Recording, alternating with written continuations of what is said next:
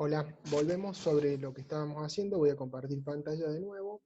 Vamos a ver, vamos a seguir a partir de ahí en el tema de...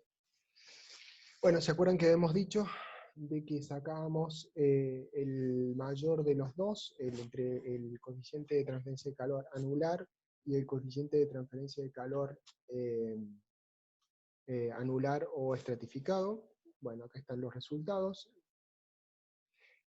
Bueno, después de eso nos queda también sacar el otro H, el H del otro lado, o sea, el H refrigerante.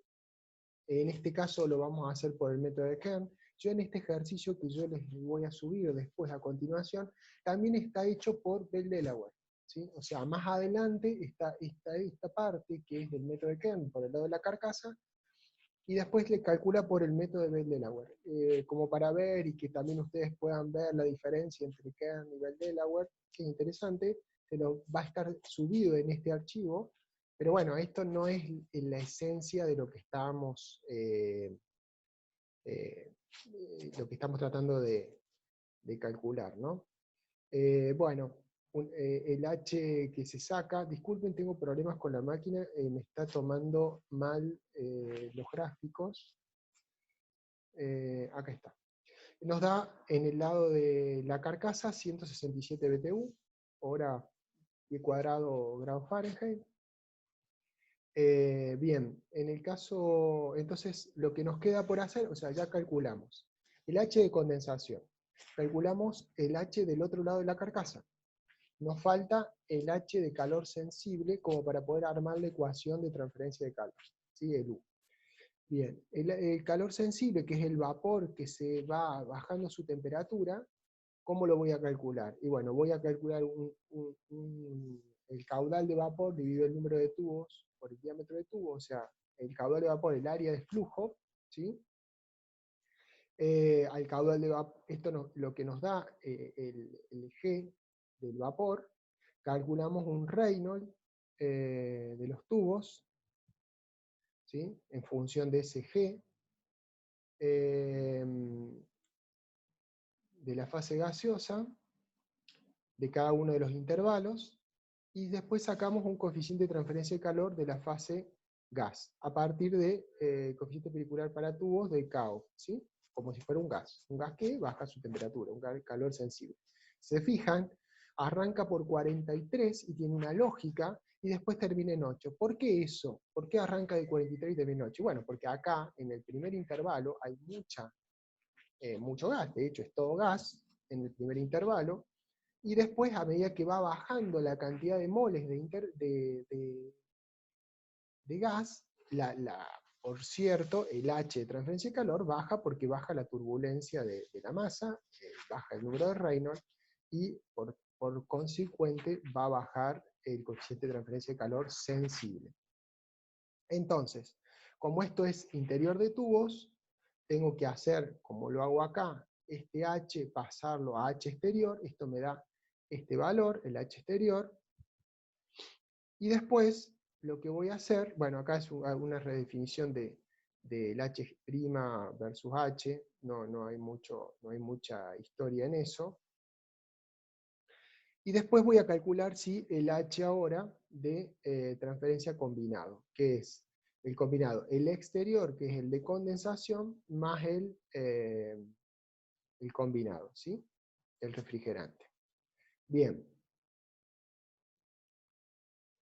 una vez que saqué eso, ¿sí? Voy a empezar el cálculo de difusividades. ¿Se acuerdan cómo era la cosa?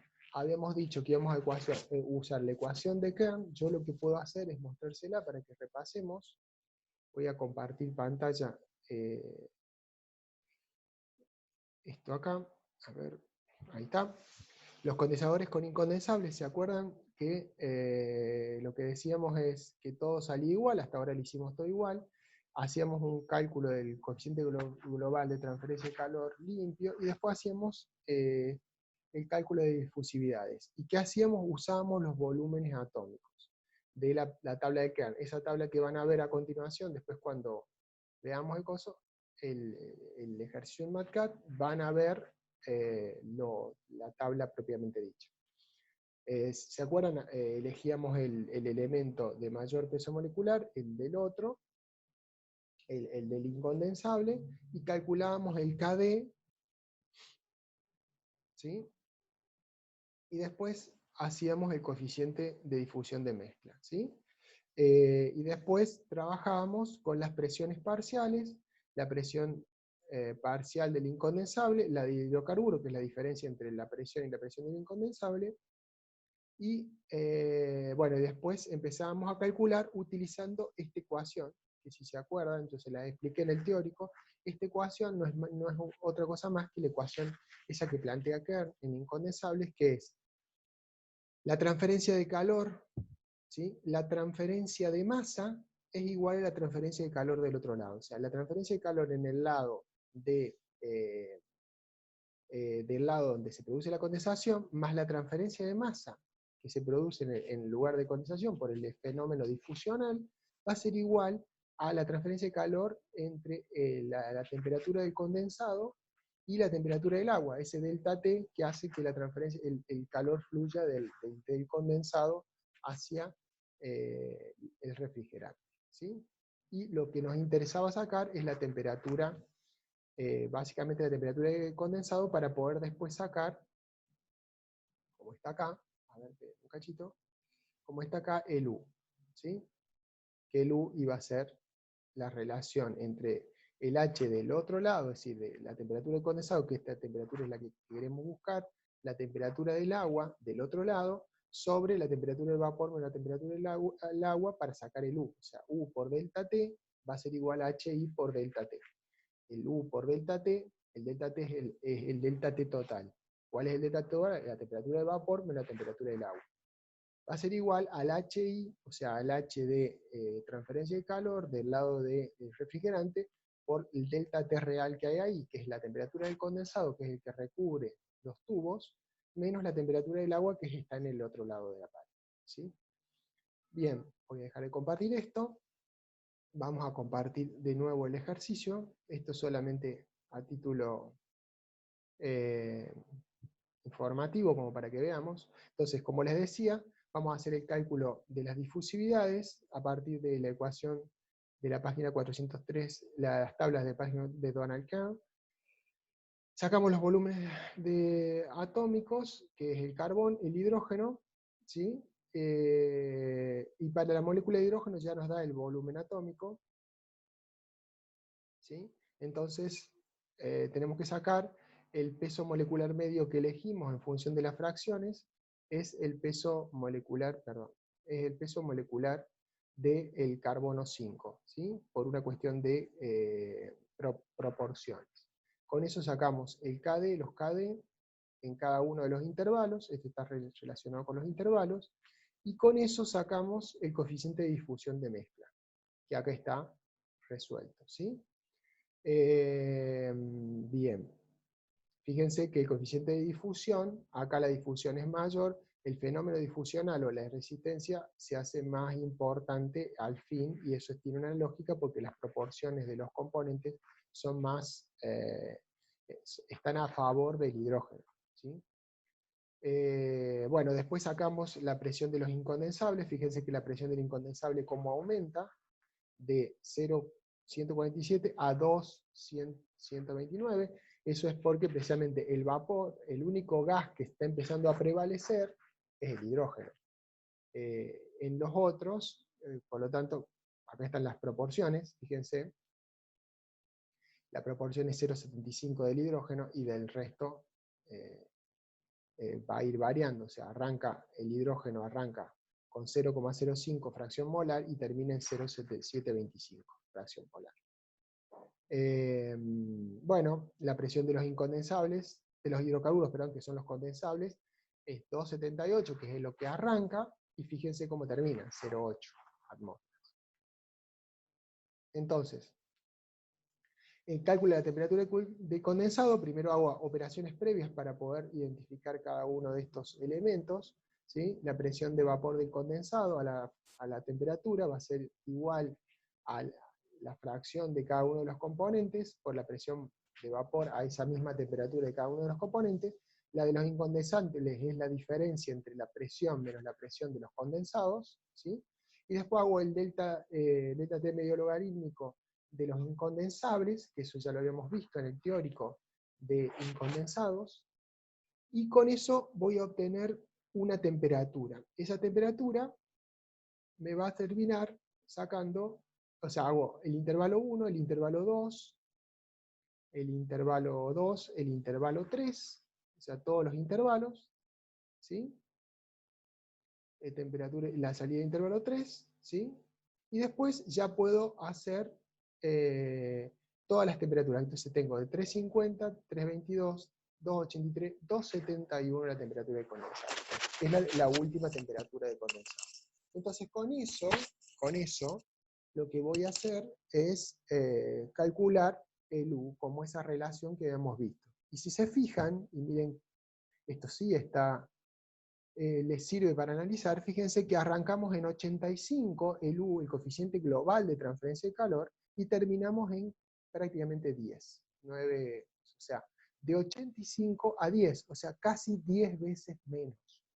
8 veces menos. O sea, fíjense el impacto que tiene esta situación. Si lo queremos ver en una gráfica, que está buena que la veamos, fíjense qué es lo que pasa. Acá está clarito, ¿sí? Fíjense, si vemos el U en función de la temperatura de vapor, fíjense que al principio que decíamos en el primer intervalo que había mucha condensación de los hidrocarburos, el U no varía significativamente, ¿sí? Pero luego de este valor, ¿sí? Varía significativamente y va a la baja, precisamente porque aumenta cada vez más la proporción de incondensables. Por eso es tan importante tenerlo en cuenta a los incondensables y por eso castigan tanto el cálculo. Ahora bien, una vez que yo hice eso y ya tengo los U, yo puedo sacar el U cleaning, el U limpio, y de acá poder sacar el U de diseño y el área de diseño, ¿sí? Fíjense, por gusto, acá salgo de temperatura de vapor versus la temperatura de referencia. El promedio de los intervalos, cómo da el U por delta T, y saco el calor que se dio por U por delta T y me da el área. Fíjense qué es lo que pasa.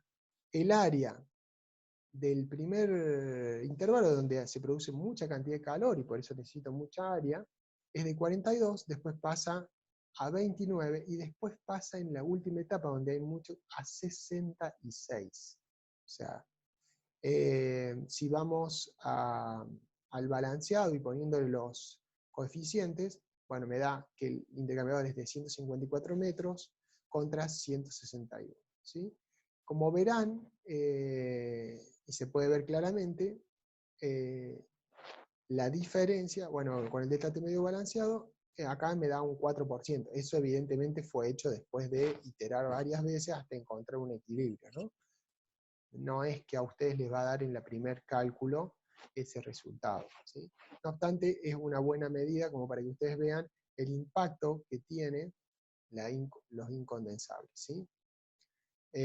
Acuérdense que en el segundo intervalo tenemos menos área, pero también es un intervalo que tiene muy poca cantidad de calor. O sea, empieza a condensar muy poco en la segunda parte, y a su vez es la intermedia entre la cantidad de incondensable que hay, con lo cual el efecto difusional es importante, pero no es tan importante como en la última etapa donde tenemos casi 75% de hidrógeno y el resto de los hidrocarburos, entonces le cuesta mucho más, ¿sí?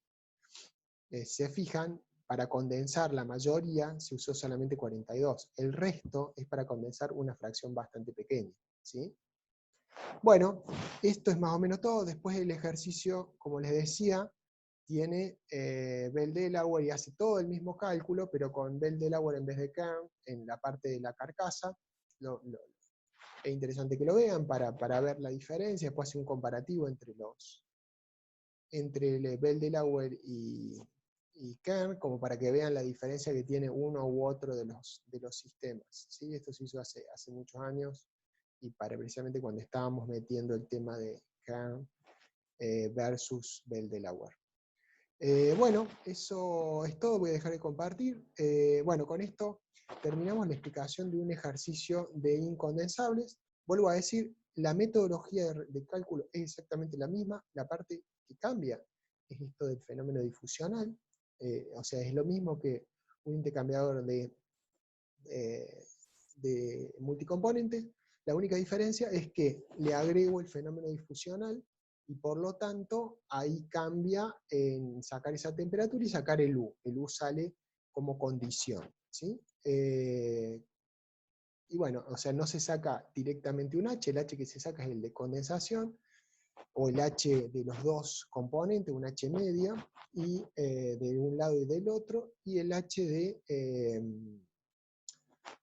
con esos dos H saco un H general, y con ese H general saco saco el U con la temperatura del condensado, saco el U. ¿Sí? Lo hago en forma indirecta, no como estábamos haciéndolo hasta ahora en multicomponentes. Esa es la diferencia fundamental. El resto es más o menos lo mismo. Para el delta P, por eso no lo explico. El resto es lo mismo. Lo único que cambia es esto, y esto es lo importante del cálculo, y por eso se complejiza bastante, porque no solo tengo que cortar en rodajas el equipo para la parte físico-química superior, sino que tengo una parte de fenómeno de transferencia de masa que también tengo que hacerlo por etapas, para poder darle una solución lo mejor posible. En este caso, el ejercicio fue hecho para 3 separaciones, y como les dije, tal vez hubiera sido conveniente hacerlo para 4 o para hacerlo para 5. ¿Sí? No obstante, como ejemplo de uso de las fórmulas y de cómo se trabaja, está bien. Bueno, el próximo video que les voy a subir va a ser sobre incondensables. Inmiscibles, no incondensables. Inmiscibles, como para también refrescar esa parte, y después les voy a subir los videos y los archivos como para que ustedes los puedan ver y puedan ver cómo se trabaja en cada caso. Bueno, eso es todo. Hasta luego, nos vemos en la próxima.